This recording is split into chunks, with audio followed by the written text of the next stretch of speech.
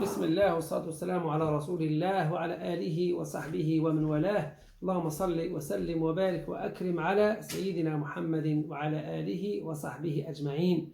وبعد أحبتي في الله، حديثنا اليوم إن شاء الله تعالى عن نعم الله تعالى على عباده المؤمنين.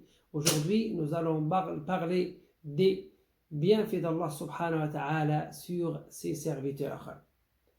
سيدنا النبي عليه الصلاة والسلام قال: من أصبح آمنا في سربه معافا في جسده عنده قوت يومه فكأنما حيزت له الدنيا بإسرها. Celui qui se lève le matin avec sa famille en bonne santé et qui a de quoi à manger a gagné toutes les richesses de ce monde.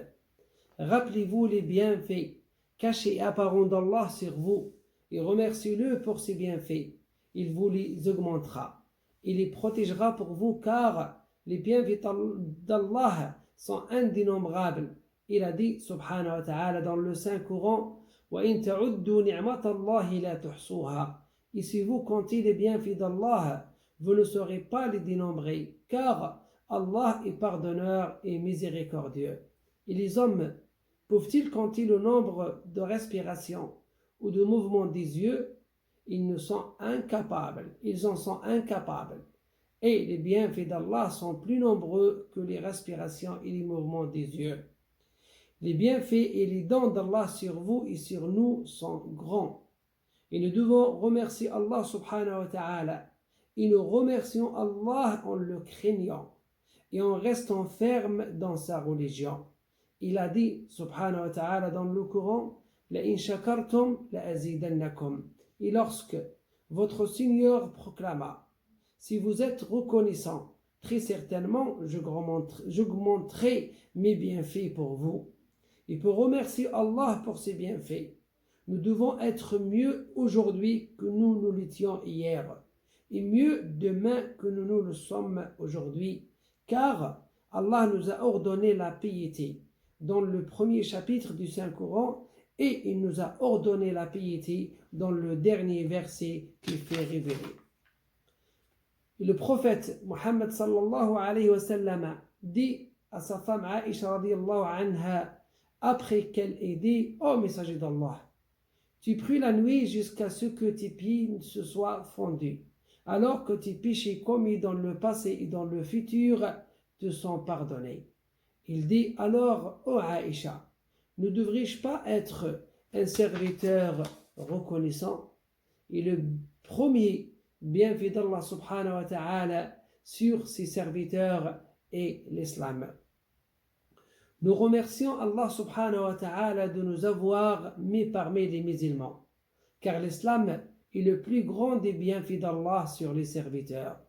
Il a dit dans le Saint-Coran: اليوم أكملت لكم دينكم وأتممت عليكم نعمتي ورضيت لكم الإسلام دينا. Aujourd'hui, j'ai parachevé pour vous votre religion et accompli sur vous mon bienfait, et j'agrée l'islam comme religion pour vous. Le musulman, avec la guédille dans laquelle il se trouve et se mit à Allah, est modeste. Il ne méprise pas les serviteurs d'Allah. Il ne transgresse pas les limites, les lois de son Seigneur. L'islam lui a interdit l'injustice et l'hostilité, même envers les non-musulmans. Sa religion lui a ordonné la justice, la miséricorde et le bien pour l'humanité. Et parmi le bien pour l'homme, le fait de l'appeler vers Allah avec sagesse, avec la bonne exhortation et de la manière prescrite qui vient au secours de la vérité et détruit le faux. Allah subhanahu wa ta'ala a dit: Ud'u ila sabili rabbika bil hikma wal maw'izati al hasanah wajadilhum billati hiya ahsan. Par la sagesse et la bonne exhortation, appelle les gens au sentier de ton Seigneur et discute avec eux de la meilleure façon, car c'est ton Seigneur qui connaît le mieux celui qui s'égare de son sentier et celui qui connaît le mieux ceux qui sont bien guidés. Et l'islam est plus précieux pour le musulman que sa propre personne, sa famille, son argent et ses enfants. Il se peut que le musulman n'ait pas d'argent, perde sa dignité et rencontre des difficultés, mais Il est heureux si sa religion est sauvegardée. Mus'ab ibn Umayr fut le premier à émigrer à Médine.